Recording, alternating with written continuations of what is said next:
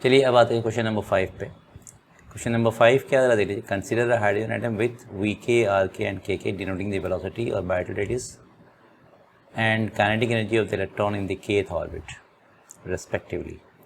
The electron undergo the transition, खैर nth orbit में है, ट्रांजिट कर रहा है वो, and emitting radiation corresponding to the Lyman series. तो लाइमैन सीरीज में होता क्या है बताइए आपको।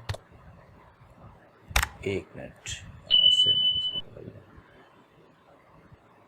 इलेक्ट्रॉन ट्रांजिशन कहाँ से कहाँ तक होता है, n से 1 यानी any higher orbit to orbit number 1, ये लाइमैन सीरीज में आता है।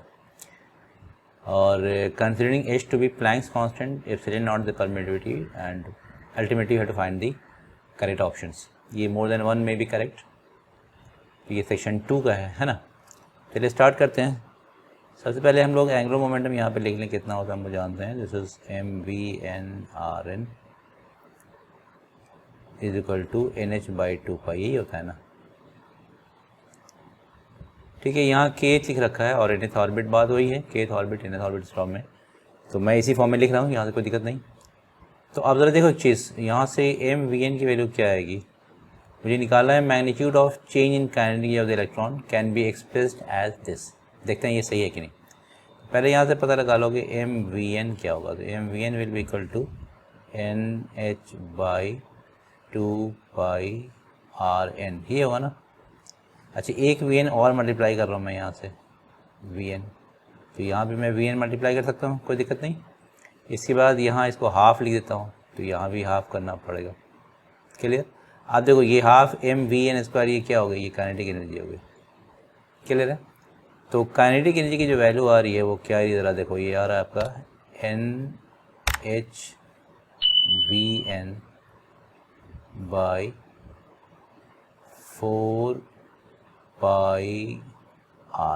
ये है ना।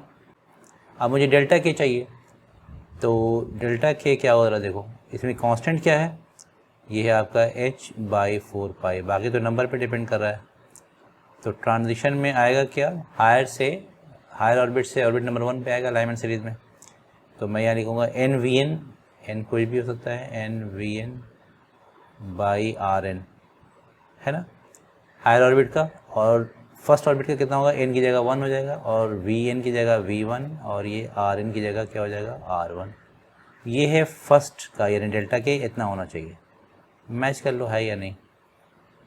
तो डेल्टा कहते हैं देखो h/4π NVn/Rn माइनस V1/R1, तो यानी A इज़ करेक्ट। ठीक है। अच्छा, एक चीज़ और आप जानते होंगे कि टोटल एनर्जी जो होती है एटम में वो क्या होता है, E इक्वल टू -k आता है ना। यानी जो एक्सप्रेशन डेल्टा के का आया है, जस्ट उसका अपोजिट एक्सप्रेशन डेल्टा ई में आना चाहिए टोटल एनर्जी में। वो कितना होना चाहिए, ये होना चाहिए h/4π, माइनस साइन की वजह से मैं लिखा रहा हूँ यहाँ पे, और यहाँ क्या कर दूँ उल्टा हो जाएगा, यानी V1/R1, है ना, क्योंकि ये माइनस साइन यहाँ लगा हुआ है, हम जानते हैं इसको, इसका उलट जाएगा। And this is -NVn by कितना हो जाएगा, Rn। ये होना चाहिए चेंज इन टोटल एनर्जी। अब ज़रा देखो इसको, मैग्नीट्यूड ऑफ, हालांकि मैग्नीट्यूड भी लिख सकते हैं, और देखिए मैग्नीट्यूड में दोनों जगह मैग्नीट्यूड की बात कर रहा है, तो that you have to take care of कि मैग्नीट्यूड में आप साइन इधर उधर भी कर सकते हैं, कोई दिक्कत नहीं। तो magnitude of change in total energy of the electron can be expressed as this. अब देखो क्या वैल्यू, यहाँ h/4π है जो करेक्ट आंसर है, और यहाँ h/2π है, बाकी अंदर तो वही है, सेम आ रहा है, राइट। यानी इसका एक्सप्रेशन और इसका एक्सप्रेशन सेम ही होना चाहिए मैग्नीट्यूड वाइज अगर हम देखेंगे तो, और ऐसे जाहिर बात है साइन का डिफरेंस है, तो ये चीज़ गलत हो गई। यहाँ पे 2π की जगह अगर 4π होता तो ये ऑप्शन भी सही हो जाता, तो this option is wrong. Clear है। अब आइए इसको लिखते हैं फ्रीक्वेंसी वाला, बाद में देखेंगे इधर। फ्रीक्वेंसी में देखो क्या होने जा रहा है।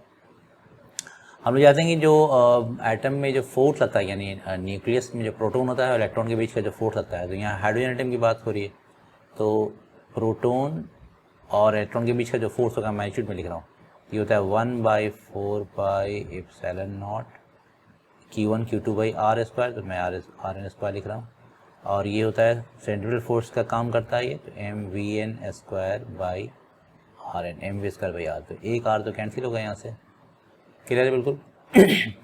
तो यहाँ से देखो, अब देखो ये क्या है, mv², अगर मैं इसको हाफ से मल्टीप्लाई कर दूँ तो यहाँ भी हाफ आ जाएगा, और यही काइनेटिक एनर्जी है। ठीक है, राइट। और हम जानते हैं कि जस्ट साइन का चेंज होता है, तो मैं इसको मैग्नीट्यूड वाइज ई ही ले रहा हूँ, टोटल एनर्जी। तो यहाँ से ज़रा देखो कि ई की वैल्यू हमारे पास क्या आ जाएगी। ई इज इक्वल टू कितना आ रहा है, देखो this is equal to E square by 2 × 4 8 pi epsilon naught are N, ये आ रहा है ना। और ये ई होता है एच न्यू। क्लियर बिल्कुल। तो जो न्यू की वैल्यू आएगी हमारे पास, न्यू ज़रा देखो क्या आ रहा है, न्यू आ रहा है यानी फ्रीक्वेंसी की बात मैं कर रहा हूँ। तो this is coming out to be E square by 8 pi epsilon naught, और ये एच नीचे आ जाएगा और ये रहा आर एन। ठीक है। तो जो अब ये जाहिर बात है कि ये जब इलेक्ट्रॉन ट्रांजिशन होगा तो उसके हिसाब से मैं यहाँ जो वैल्यू करेंगे, असल में होता है क्या, देखो ये E is equal to H नहीं होता है, ये बेसिकली होता है delta E is equal to H nu. तो कन्फ्यूजन नहीं होना चाहिए, राइट। तो डेल्टा ई की वैल्यू जो मैं लिखूँगा यहाँ से, वहाँ से न्यू की वैल्यू जो आनी चाहिए बेसिकली वो क्या आना चाहिए, जो कांस्टेंट है बाहर निकाल लो, e square by 8 pi epsilon naught h, और ये क्या हो जाएगा 1 बाई, ठीक है ना, 1 by are one minus 1 by are N, या 1 by are N minus 1 by are one. जाहिर बात है कि फ्रीक्वेंसी पॉजिटिव होना चाहिए हर हाल में। तो ये आर वन की वैल्यू आर एन से जाहिर बात है कम है, तो ये वैल्यू बड़ी हो जाएगी, तो है ना, हम जानते हैं ये चीज़। तो ये डिनोमिनेटर छोटा हो तो ये बड़ा हो जाएगा, तो इस हिसाब से बिगर माइनस स्मॉल हो तो ये वैल्यू पॉजिटिव आ जाएगी आपको। तो देखो मैच करो ये है कि नहीं, e square by 8 pi epsilon naught h, e square by 8 pi epsilon naught h, 1 by are one minus 1 by are n, क्योंकि यही चीज़ वेरी कर रही है और ये 1 बाई आर में है। तो यहाँ से न्यू की वैल्यू यानी सी भी सही है। अब हम आते हैं इस पे कि magnitude of D Broglie wavelength क्या होता है, ज़रा देखो क्या होता है। लैम्डा इज इक्वल टू होता है एच बाई एम वी, यही होता है ना। अब हम ज़रा सा यहाँ से चेक कर लेते हैं कि k की वैल्यू हमारे पास क्या आई थी, ये आया था हमारे पास, है ना, एक यहीं से लेता हूँ मैं। तो k इज इक्वल टू कितना आ रहा है हमारे पास, नहीं एक चीज़ और आई थी ना हमारे पास, कहाँ आया था वो,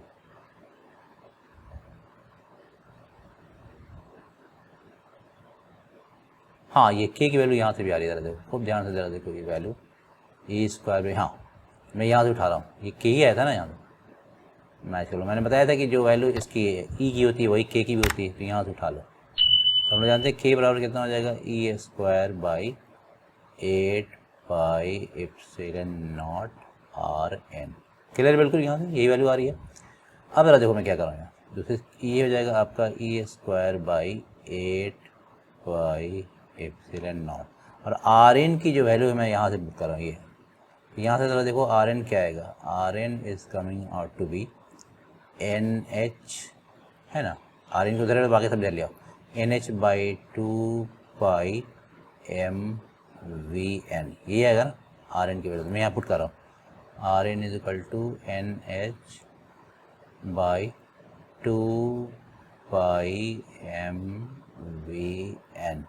अब देखो ये 2 पाई से ये 4 से 5 पे कैंसिल, 4 बचेगा। अब यहाँ से देखो मैं क्या कर रहा हूँ, ये h है ये इधर ले आऊँ मैं ऊपर, और एम भी नीचे आ जाएगा, तो मैं ले जा रहा हूँ लेफ्ट साइड में, देखो h चला जाएगा ऊपर और एम भी मैं ला रहा हूँ नीचे, है कि नहीं। तो राइट साइड में क्या बचेगा ज़रा देखो, ये हो जाएगा ई स्क्वायर, तो ऊपर है ही, और ऊपर कुछ नहीं बचा, नीचे बचेगा k भी नीचे आ जाएगा, और नीचे और क्या है 4 pi epsilon naught into N, ये है ना। तो अब ये मुझे इसका ये लैम्डा की वैल्यू होती है, इसमें कांस्टेंट क्या है, ये पूरे चीज़ तो कांस्टेंट है।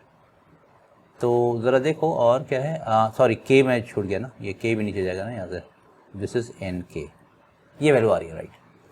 तो डेल्टा लैम्डा जो आएगा वो क्या आएगा, हम पूछा क्या है, magnitude of change in de Broglie wavelength.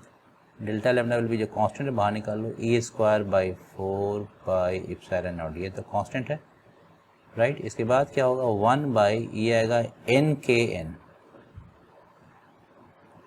और जो लोएस्ट ऑर्बिट है उसके लिए क्या हो जाएगा 1 बाई एन की जगह 1 और k हो जाएगा k1। तो ये एक्सप्रेशन आना चाहिए डेल्टा लैम्डा का, change of D Broglie wavelength. तो इसमें ऑलमोस्ट है, लेकिन देखो फ़र्क सिर्फ जो डिफरेंस है वो क्या है, यहाँ पे सिर्फ के एन दे रखा है। अगर यहाँ एन होता तो ये सही हो जाता, एन के एन माइनस 1/k1। सो चूँकि एन के एन नहीं है तो ये आपका रॉन्ग हो गया। तो आंसर इज़ ए एंड सी जो यहाँ दे रखा है, ठीक है ना।